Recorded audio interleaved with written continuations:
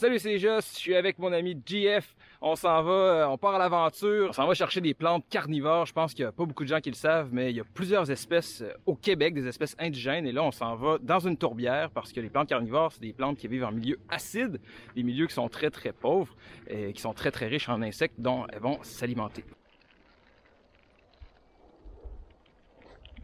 Quand on se trouve dans une tourbière c'est un phénomène assez particulier. C'est un lac qui, au fil du temps, va se remplir. Donc l'eau va stagner, les sédiments vont s'accumuler, la végétation va évidemment se décomposer et puis éventuellement le lac va complètement se remplir. Ça va former des milieux qui sont très pauvres, très acides. Et il y a des végétaux, même certains animaux, qui se spécialisent dans ce milieu-là. Donc on trouve des espèces ici, là, dans les tourbières qu'on ne retrouve pas ailleurs.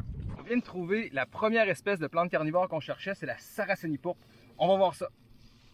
On a ici notre fameuse fleur, la fameuse Sarracénie. Donc ce qu'on voit ici, c'est effectivement la fleur. Mais ce qui nous intéresse surtout sur la Sarracénie, c'est ses feuilles. Ces feuilles qui se trouvent juste ici, à la base de la fleur, ils forment comme une espèce de coupole. C'est là-dedans que les insectes vont se faire piéger. Les feuilles ont des parois vraiment très épaisses et ça forme vraiment une coupole dans laquelle l'eau de pluie va s'accumuler. Puis les insectes, ils vont vouloir aller boire l'eau et ils vont se noyer littéralement à l'intérieur. Pourquoi? Parce que sur la bordure des feuilles, il y a des poils qui sont orientés vers le bas. Donc, lorsque les insectes vont descendre, ça va être facile pour eux de se rendre, mais quand ils vont vouloir remonter, bien, les poils vont se retrousser à l'envers et ils seront plus capables de remonter, donc là, ils vont se noyer. Et puis là, éventuellement, la plante, avec une flore microbienne impressionnante qui se trouve dans ce liquide-là et certains enzymes digestifs qu'elle va produire, elle va être capable de digérer les insectes et s'en nourrir. On a même déjà retrouvé certaines espèces d'amphibiens, des tritons, des salamandres, des choses comme ça à l'intérieur de la coupole de Sarracénie. Fait que c'est quand même assez impressionnant là, à l'occasion, c'est capable de manger des choses assez grosses. Là, on part à la recherche d'une autre espèce de plante carnivore, c'est la Drosera. Je crois que c'est la Drosera rodentifolia qu'on trouve ici. C'est une plante carnivore qui est toute petite, ça va pas être évident à filmer.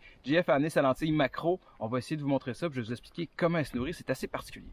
Alors la Drosera, sur ses feuilles, il y a des espèces d'épines. Et puis au bout de ces épines-là, il y a une substance gluante qui est collante. Et ça a l'air des gouttes d'eau ou des gouttes de nectar. Puis les insectes vont vouloir venir s'en abreuver. Puis quand ils vont arriver là-dessus, bien, ils vont se faire avoir, ils vont coller.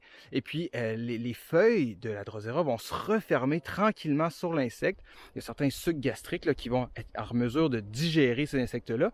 Et puis ça va prendre 1 ou 2 semaines, ça peut être vraiment long avant que la feuille s'ouvre complètement. Puis il va rester seulement la carapace, donc l'exosquelette de l'insecte qui va être libéré, puis tout le reste va avoir été digéré.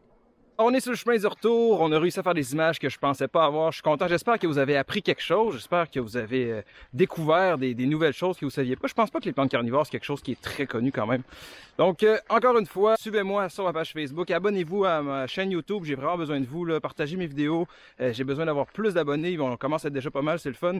Puis allez visiter mon site web, il est dans la description en dessous, puis on s'en va très vite, c'est la gang. Hey Jeff, ouais, j'ai vu un gars poser son gazon hier. Ah ouais? Ah ouais, j'ai vu de la tourbe hier.